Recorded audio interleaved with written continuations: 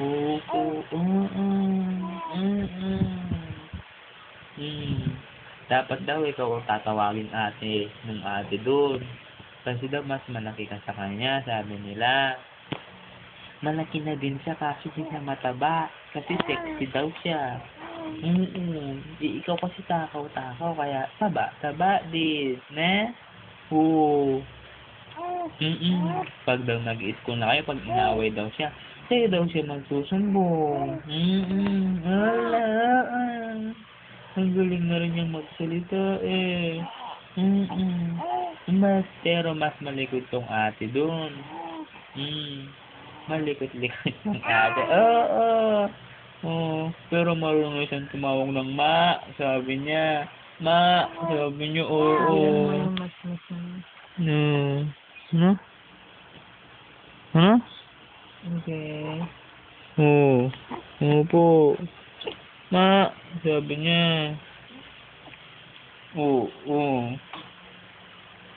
Oo. Ayaw ng Bembe dun kay mama niya. Gusto lang niya kay Lola.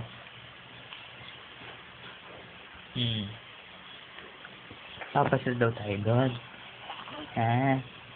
Magchika-chika daw kayo ni Ate Chantaling.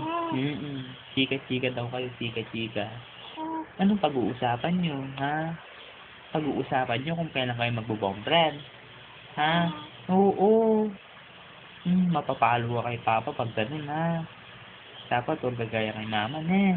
Ha? Oo. Aray ko po. Si Mama kasi grade 5 pa lang, may boyfriend na. Oo. Huwag gagaya kay Mama, Si Papa nun diniligawan na din nung elementary siya.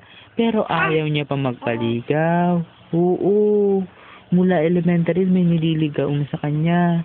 Pero di niya sinasagot. Dapat ganun ka din ikaw, Aral muna mabuti, ne. Huwag gagaya kay Mama, ha?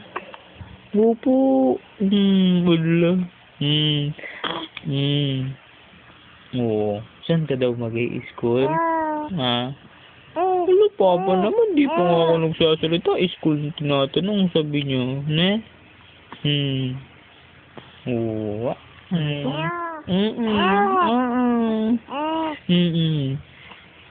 Si Sandali daw magpo-model. Ikaw, magdodok.